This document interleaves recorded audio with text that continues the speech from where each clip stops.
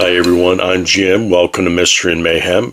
I thought I'd take a break today from reading my Sherlock Holmes book, Sherlock Holmes and the Highgate Horrors, to talk to you about one of my favorite subjects, and that would be short mystery fiction.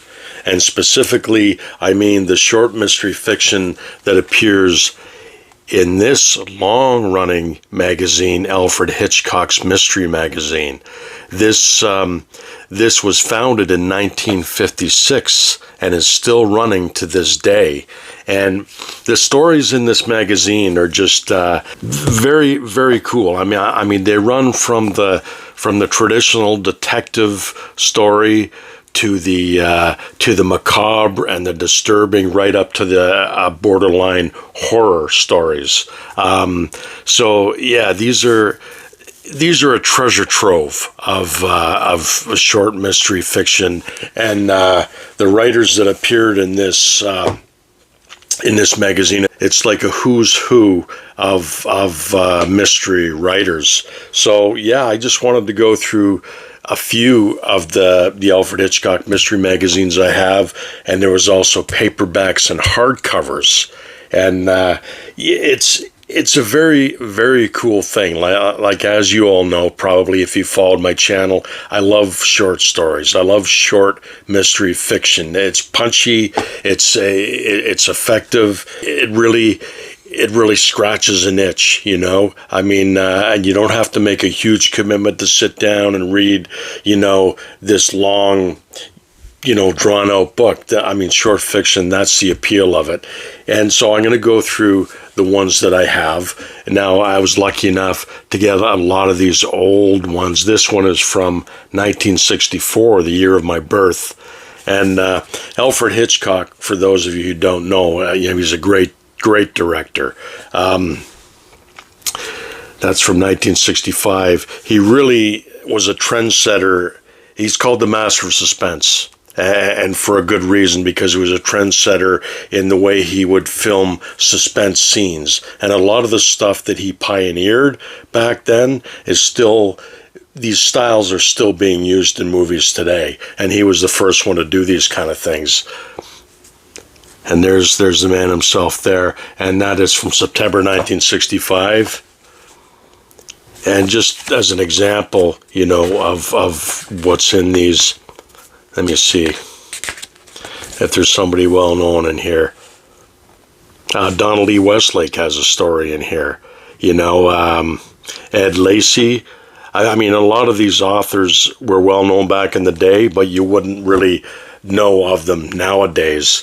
But they're just very, very cool little periodicals to have, little digest magazines. And I pick them up wherever I find them. And, you can still find them around. Same with the paperbacks. You can still find them, but they're getting harder and harder to find. And when you do find them, they're expensive. We've got, who have we got in here? Hal Alson, Henry Slesar. Here's one from 1966 with a caricature of the man himself. There's one from, this is 1968, I do believe.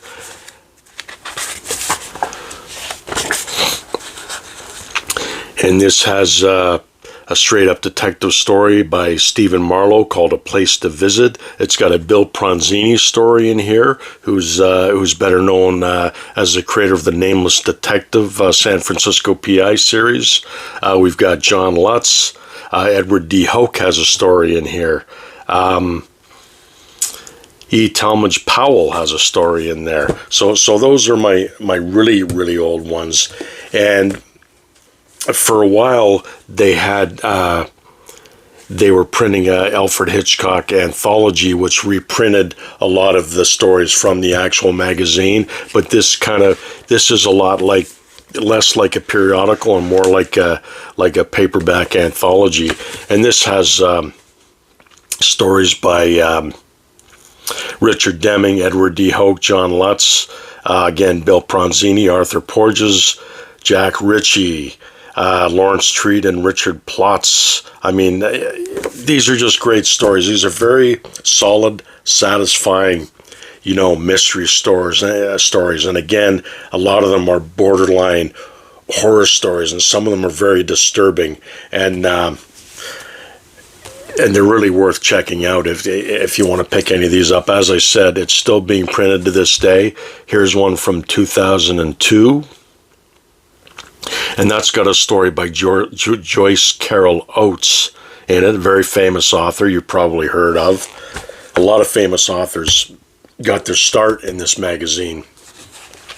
And here is one from 2021, a Halloween issue. And it's got a story by Lauren D. Estelman of Amos Walker, Private Eye fame. And who else have we got in here? James G. Tipton. A lot of these authors, I don't recognize the names, only from here. And again, a lot of these stories, you're only going to find them in here. You won't find them anywhere else unless they're reprinted in the paperback or the hardcover, which I'll show you in a minute. And here is one from April 2024 of this year. And this has a John H. Watson story in it.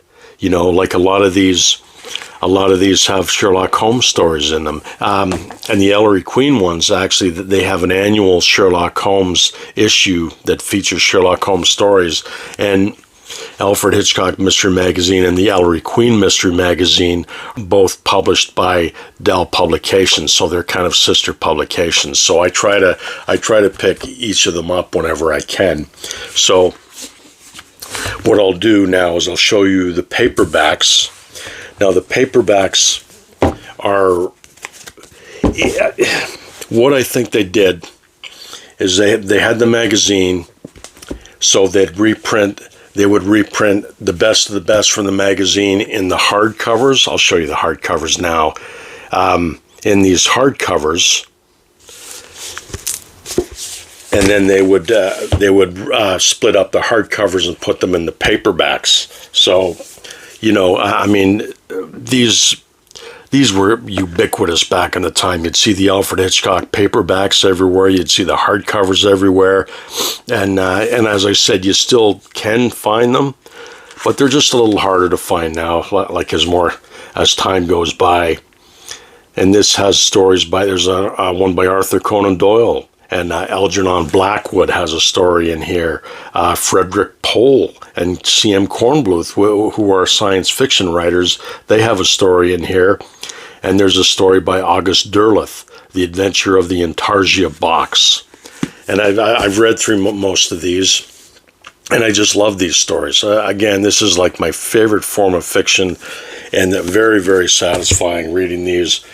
Now, in their 50-year anniversary, they published this book, 50 Years of Crime and Suspense, and they've got those great authors in here: Donald E. Westlake, S.J. Rosen, Evan Hunter, Lawrence Block, Sarah Paretsky, Bill Pronzini, Lauren D. Estelman, and Ed McBain, and many more. And just a great book. And if you ever get a chance to pick this one up, I highly suggest you pick this one up. If you want a good overview of the Alfred Hitchcock Mystery Magazine stories. There's a good example of them right there. Just a good chunk of them right there. And again, they had these huge books. 47 short stories chosen by the master of deadly suspense, Alfred Hitchcock, Portraits of Murder. And that's a big book, and there's a lot of good reading in there. And this one actually was given to me by my mom back in 1990. So that's kind of nice to have. And she was a good reader of mystery fiction. She loved Agatha Christie and Alfred Hitchcock and P.D. James and Mary Roberts Reinhardt. So I get my reading bug from her. So, thanks, Mom. And here we have another big hardcover, Alfred Hitchcock, The Best of Mystery, 63 short stories. And these are lovely. These are just lovely books. And we have stories in here by Edward D. Hoke, Lawrence Block, Bill Pronzini, Ed McBain, Ron Goulart, Donald E. Westlake, Lawrence Treat, John Lutz. Patricia Highsmith has a story in here called Variations on a Game. William Lincoln, Richard Levinson, who are TV writers. We've got one by Richard Stark, who we all know was really Donald E. Westlake. Richard Stark was his pen name. Yeah. And a lot of stories in here. And really worth picking up if you can find them. And now I'll show you the paperbacks. I have 7 of the paperbacks. I wish I had more. And I pick them up whenever I find them. And again, I think what they did is they split up the stories from these, and they divided them into the smaller paperbacks. So this one was called Alfred Hitchcock's Skull Session. And I remember seeing these covers as a kid. And I always thought, I thought they were more horror than mystery because, some of them could be kind of horrific covers. And this one is like Sleigh Ride. They're just very slim, small paperbacks. And this book has stories by Fritz Leiber. John Wyndham has a story in here called Out of the Deeps. Gerald Kirsch. Like, brilliant stories, and you're not going to find these anywhere else, So these are treasures to be had. This one, Alfred Hitchcock's Let It All Bleed Out. And for those of you who don't know Alfred Hitchcock, he had quite a sense of humor. He was a practical joker, and there's always a bit of humor to these covers.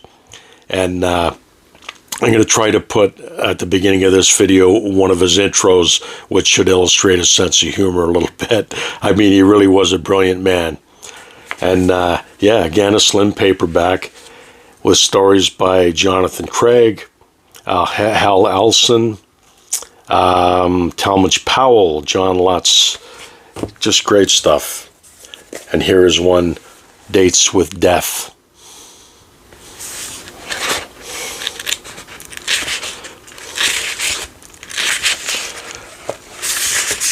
And this has stories by traditional detective story by Stephen Marlowe, Drumbeat. You've got stories by Michael Gilbert, Ross MacDonald, Lawrence Treat, E.C. Bentley, Edward D. Hoke, who was everywhere. He was ubiquitous in these books, Edward D. Hoke, and these magazines. I mean, I think it was Ellery Queen. He had a story in every issue of that from 1974 till his death. I could have the dates wrong on that, but pretty close to that.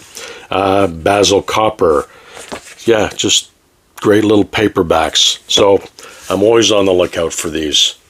This one is 14 of my favorites in suspense. And he was on every one of these covers.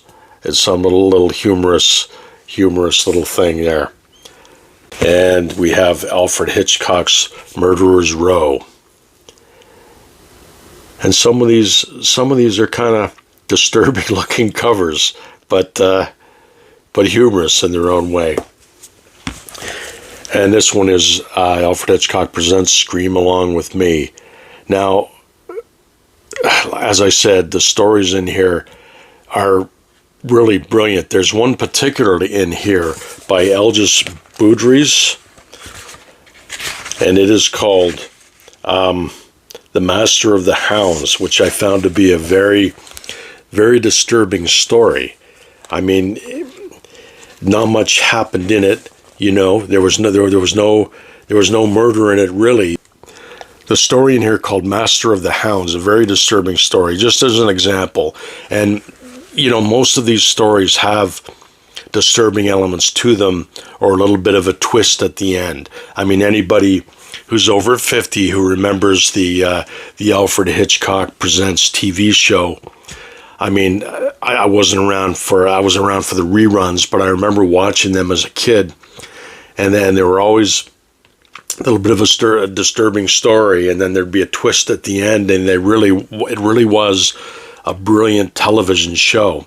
And every show, Alfred Hitchcock, he introduced the show, and then he had an outro at the end, kind of like Rod Serling kind of thing.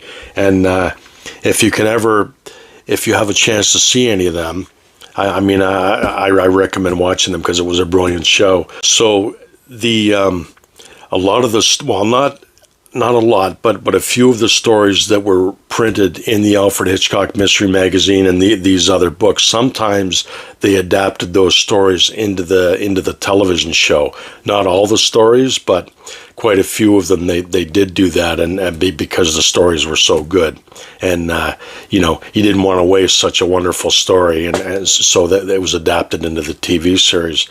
So anyway, yeah, that's all I wanted to talk about today. I don't know when I'll get my next video up. I am knee-deep in Occult Detective October. As I said, I'm reading Sherlock Holmes this week. It is still the second week, so I'm reading post-1960s, and this book was, as I said, was written post-1960s, so I'm almost done that Sherlock Holmes book. And then I have my book all set up for the third week. So I'm not sure when I'll get my next video up. I will try to get one up this weekend or early next week, and I'll share with you guys what's going on for Occult Detective October. But I hope everyone's doing well, and I hope you enjoy your upcoming weekend.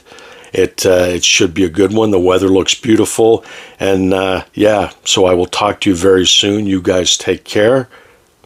Keep reading. I'm Alfred Hitchcock. I can prove it. Sure, everybody is. I insist.